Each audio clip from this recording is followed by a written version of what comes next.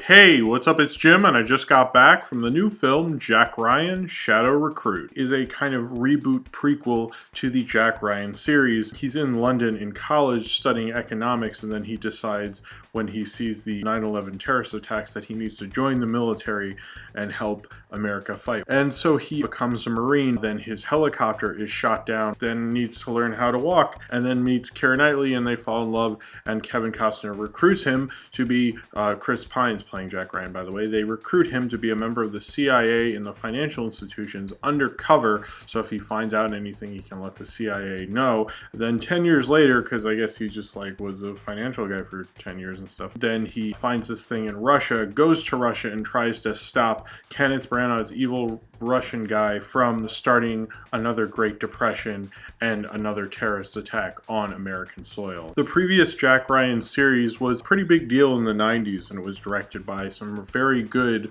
kind of very studio action directors, whether it was John McTiernan or Philip Noyce. John McTiernan had just come off doing Die Hard. It was his next film, was The Hunt for Red October, and Philip Noyce was also fairly good, having done The Patriot Games and Clear and Present Danger.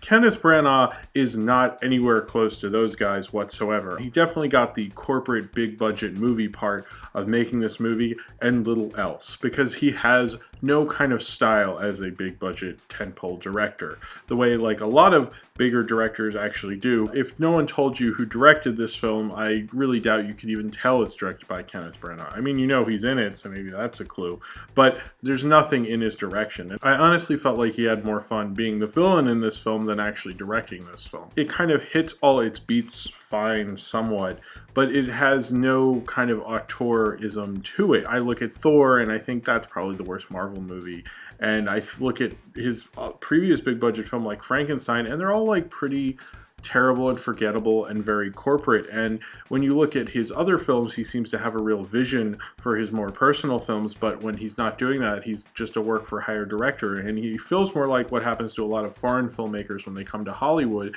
is they just become big corporate directors, and it looks more like it was edited and cut and messed with in post by the studio. But I actually don't think that was. I think Kenneth Branagh is just like that, lifeless when he directs big budget action films. And it's kind of a shame, because this has been for a long time attached to Chris Pine, and forever they've been delaying it and switched directors and all this stuff. Chris Pine, he feels like someone who could have stardom outside of the Star Trek franchise, and this seemed like it could have been a good fit. And I think if they had actually gotten probably one of those older directors to do it again, they could have maybe added some kind of fun to it. But the action sequences are so incredibly unmemorable. There's a fight sequence towards the end, and they were doing wides and close-ups. They never really want you to see the action sequence, because I guess it would be even more forgettable than it already is. I'm seeing a movie like Jack Ryan, even if I don't know who Jack Ryan is and Tom Clancy is and everything like that, I'm seeing it for the action. And I really hate when these movies try to act like, their interrogation scenes are more interesting, so then I have to watch all these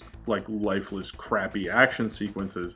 It's really kind of dull. I just kind of watched this film wash over me. It just felt like another crappy studio action film. I think Chris Pine kind of does the thing that he's really good at. He's one of the few actors who you can tell when he's in a fight he's really gonna get punched. He's not like a Jason Bourne or a James Bond where he'll get messed up a little bit, but you can tell Chris Pine has a face that is going to get punched, and that's something I actually really like about him. They don't really go into that as much. They don't get really into why people like him. Sure, he's not as cocky as he is in Star Trek, but I don't think they really made this both a vehicle for Jack Ryan and Chris Pine. I don't think they made this a vehicle for anybody, really. It's so bland. I did actually like the casting of Kevin Costner. I thought that was interesting. He was actually the first one offered Jack Ryan way back for The Hunt for Red October, but instead he directed Dancing with Wolves. So it's interesting that he is kind of, not just because he was offered that role, but also because he's a former big action star, kind of mentoring a newer, younger action star. I like that juxtaposition. Keira Knightley with an American accent I found really distracting and really teethy.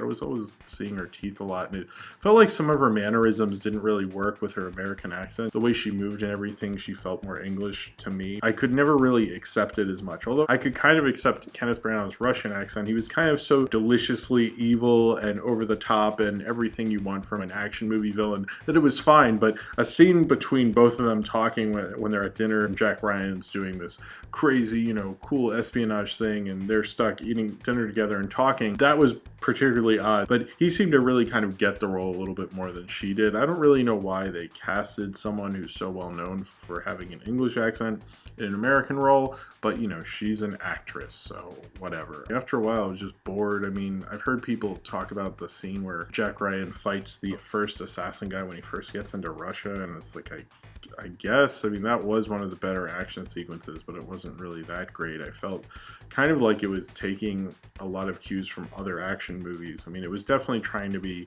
Bourne a little bit, but it didn't seem to know how to do that in an interesting way, the way like, you know, Casino Royale and the Daniel Craig movies kind of took on the Bourne thing and did something interesting with it. But Jack Ryan, it just feels very lifeless. It feels like the worst way a corporate tentpole is. And if they had had someone who really knew how to do an action sequence and knew how to have some fun with an espionage thriller, then this could have been something interesting. I like the Harrison Ford ones quite a bit in Hunt for Red October, but this is just like so boring. Like found it so unmemorable. I had a hard time remembering it on my way home because it's just like so forgettable. Kenneth Branagh feels like a director who went into a pitch meeting and basically said he would do everything the suits told him to do and actually went on set and did it and has like no idea or theory behind what he's doing.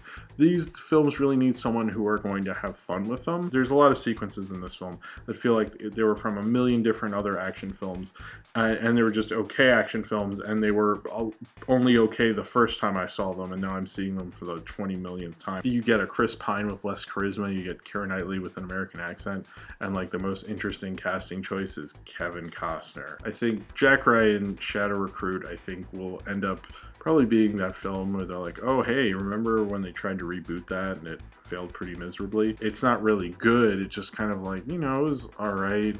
I got a little sleepy, but I woke up because something exploded. So if you have seen Jack Ryan Shadow Recruit and you would like to talk about it, then comment below in the comments and subscribe if you would like to.